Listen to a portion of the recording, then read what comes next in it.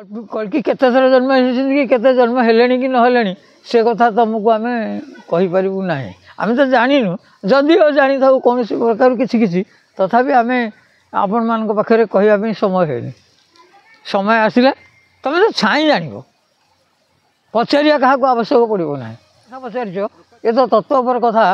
एमती प्रश्न भी कौन चैनल बेले के करती आमर गोटे समय है जो चैनल से मैंने कहते मुझे बंद कर देती तो गोटे कहले हाँ मातृगर्भरे भगवान को संगे दिन रात 24 घंटा से सत्संग करुला जीव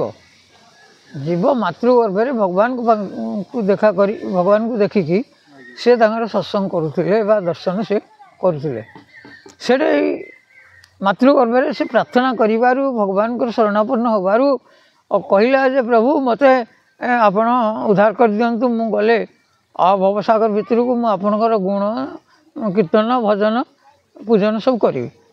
मत ए उद्धार कर दिंतु मु बहुत यंत्रणा भोग प्रभु कहले अच्छा ठीक अच्छे से संगे संगे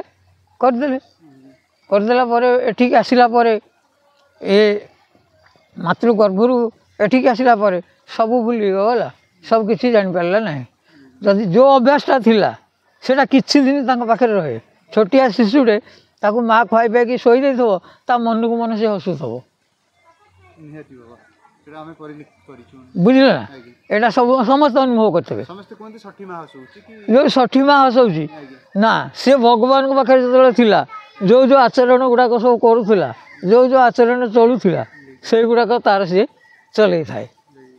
आस्ते आस्ते जो ये मट्टभूमि माटी पानी पवन ता देह लगिला से जिनिस को आस्ते आस्ते आस्ते आस्ते कमी कमी गला ये जिनिस माया सब बढ़ी बढ़ी का गला जब माया बढ़ी बढ़ी जीवार से जिनिस सब पास रही गला आउ चेतना रही पारा ना आस्ते आस्ते आस्ते आस्ते से पिलार कौन है मझे गोटे दुखदुखी थाए से दुखदुखीटा जिते सामान हो जाए से जिनिस गुड़ा मातृगर्भ ज्ञान पिला संपूर्ण भूली जाए है ए जोगी ऋषि मान जो ध्यान करती तपस्या करती कौन पाई से जिनिसटा को आनिबा लगी से जिनिसटा आनिबा लगी आ जानिबा लगी से जा हो पिला अनेक जन्म हो जाती कांदती ना कारण हाँ पिला न कांदार कारण हूँ जे पर्यंत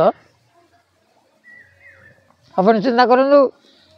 माँ ना सांगे कनेक्ट थाए ना है से नाभि काटिला बेले खूब सावधान सहकार नाभि कटा जाए आउ नाभि काटि सारा पिला माने कांदी पारंती ना तार कारण हूँ भगवान जो हिसाब रे ताकू पठेले जो शक्ति मध्यम से शक्ति ठीक रही पारि न थाए किछि समय पर शक्ति आसी सारा पर से कांदे दिने हो 2 दिन हो 3 दिन हो 4 दिन हो 5 दिन हो आसे अनेक पुराना लोक जो मैंने जानती एवं तो डाक्तर फाक्तर नर्स फर्स दुनिया कथा हो गला ना से किसी नाला गाँव मुखिया लोक मैंने पुराना लोक मैंने वयस्क लोक मैंने जो अनुसार कहती से अनुसार सब चलती है तेणु सी जानती कौ जगह को चिपीदे कौन करदेला पिला कांदब